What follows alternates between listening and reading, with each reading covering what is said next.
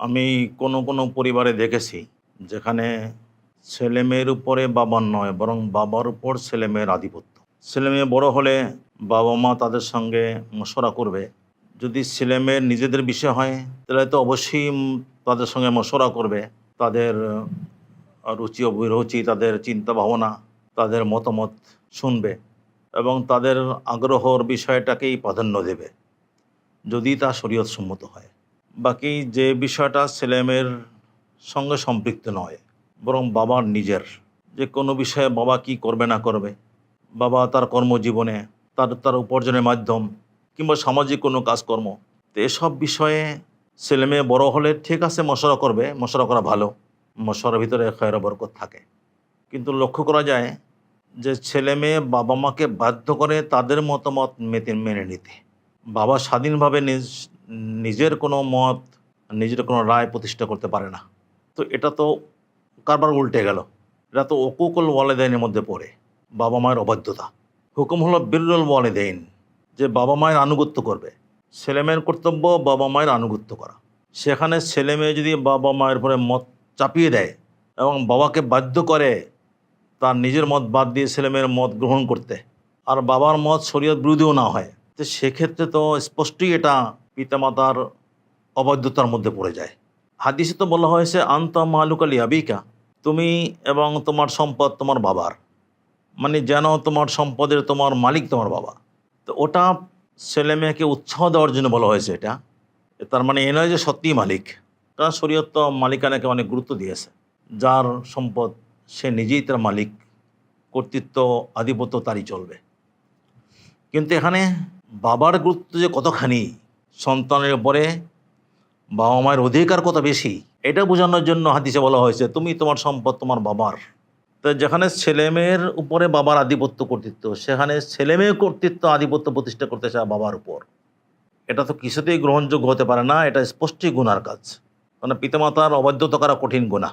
এবং এ কারণে পারিবারিক সামাজিক অনেক অশান্তি হয়ে থাকে, যে এই বাবার তার নিজের ভাই বোন আত্মীয় স্বজনকে নিয়ে চলতে হয়, সম্পত্তি, ব্যবসা বাণিজ্য কিংবা আত্মীয়তার বিভিন্ন দিক, তো এসব রক্ষা করে চলতে হয়।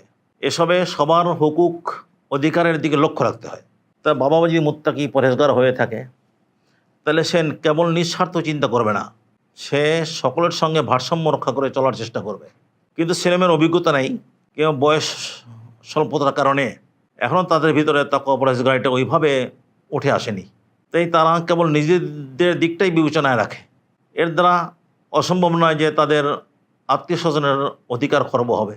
এখন যদি বাবাকে তা মানতে বাধ্য করে, নিজেদের মত মানতে বাধ্য করে, তাহলে তো আত্মীয় স্বজনের সঙ্গে গণ্ডগোল লেগে যাবে এবং এই সমস্যা তো হচ্ছে, সামাজিক কোনো অশান্তি সৃষ্টি হবে। তাই যারা সত্যিকারের সুসন্তান, বাবা মায়ের অনুগত সন্তান, তাদের এদিকে অবশ্যই লক্ষ্য রাখতে হবে যে তারা কিছুতেই বাবা মায়ের উপরে নিজেদের মতামত চাপিয়ে দেবে না। অনেক সময় এর দ্বারা বাবার নিজের ব্যক্তিগত অনেক দুর্ভোগের সম্মুখীন হতে হয়। এমন ঘটনা তো আমার অনেক জানা আছে, যে স্ত্রী মারা গেছে, এখন বাবার দ্বিতীয় বিবাহ দরকার, তার বয়সও আছে, কিংবা বৃদ্ধকালে তো স্ত্রীর আরও বেশি প্রয়োজন পড়ে তার ব্যক্তিগত অনেক সেবার জন্যে। স্ত্রীর দরকার হয়, স্ত্রী যে সেবাটা দিতে পারে এটা অন্যের পক্ষে দেওয়া সম্ভব হয় না। এখন এইখানে অনেক ছেলে মেয়ে আছে যা তারা কেবল নিজেদের স্বার্থ চিন্তা করে। তারা ভাবে যে বাবা একটা বিয়ে করলে সেখানে সম্পত্তি ভাগাভাগি হয়ে যাবে, ওয়ারিসের সংখ্যা বাড়বে, ওখানে ছেলে মেয়ে হবে, ফলে ওয়ারিস বেড়ে যাবে। এই চিন্তায় বাবাকে দ্বিতীয় বিবাহ করতে দেবে না। ফলে বাবা একাকিত্বের এক দুর্বিষহ জীবনযাপন করে। আর যদি বিবাহ করেও তখন ছেলে মেয়ে বিদ্রোহী হয়ে যায়। এমনও হয়েছে, দেখা গেছে যে ঠিক আছে তুমি বিবাহ করবে করো, তোমার যা সম্পত্তি আছে সব আমাদেরকে আগে লিখে দাও। বাবা সম্পত্তি তার ছেলে মেয়েকে, বর্তমান ছেলে মেয়েদেরকে লিখে দিতে বাধ্য হয়েছে। এরপরে সে ভবিষ্যতে সে কী রোজগার করবে না করবে সে তো অনিশ্চিত বিষয়, ফলে আর্থিকভাবে অনেক কষ্টের সম্মুখীন হতে হয়। তারপরেও দেখা গেছে যে ছেলে মেয়ের মন পায় না, দ্বিতীয় বিবাহের পরে ওই ছেলে মেয়ে বাবার সঙ্গে, ওই বাবার এই নতুন স্ত্রীর সঙ্গে দুর্ব্যবহার করে। আর যদি সম্পত্তি আগে লিখে না দেয় তাহলে তো একরকম বাবাকে একরকমের মানে অবরুদ্ধ করে ফেলে, যে বাবার চলাফেরা, তার কাজকর্ম, সব কিছুতে তারা কেমন বিধিনিষেধ আরোপ করে রাখে। এভাবে মৃত্যু পর্যন্ত বাবাকে দুনিয়াতেই এক আম, দুর্বিষহ কঠিন শাস্তির জীবন যাপন করতে হয়। এতে এভাবে বাবার উপরে সন্তানদের সওয়ার হয়ে যাওয়াটা কিছুতেই উচিত নয়। আসলে এর শুরুটা অনেক আগে থেকে হয়ে যায়। বাবাই সন্তানদের লালন পালন করতে গিয়ে, কথা তো ছিল ছেলে মেয়েদেরকে মহব্বত করবে, স্নেহ মমতা দেখাবে, দিবে এবং তাদের সঙ্গে মশলাও করবে, কিন্তু তাদেরকে মাথার উপরে তুলবে না, তাদের মতটাই গ্রহণ করবে, নিজের মতকে বাদ দিয়ে সব কিছুকে তাদেরকেই প্রাধান্য দেবে। এই করে করতে করতে একটা সময় বাবার উপরেই ছেলে মেয়ে সওয়ার হয়ে যায়। এই তরবিয়তের ক্ষেত্রেও ভারসাম্য রক্ষা করা দরকার। অনেক বাবা সেটা করে না, যে যে এত বেশি প্রশ্রয় দেয় যে প্রশ্রয় দিতে দিতে তারা মাথার উপরে চেপে বসে, এখান থেকে আর নামানো যায় না। তাই শুরু থেকেই বাবার হুঁশিয়ার থাকা দরকার যে যতদিন সে বেঁচে থাকবে এবং সক্ষম থাকবে, আকল বুদ্ধি ঠিক থাকবে, ততদিন সেই অভিভাবক। ছেলেমেয়ে যতই বড়ই হোক, তারপরে বাবাই অভিভাবক, তাদের উপরে বাবার হুকুম চলবে, বাবার উপরে তাদের হুকুম নয়। এভাবে বাবার উচিত নিজের ব্যক্তিত্ব রক্ষা করে করে তাদের তরবিয়ত করা। এটা যারা ভুল করে, এই তারাই আখেরে আক্ষেপ করে এবং এর পরিণাম ভোগ করে।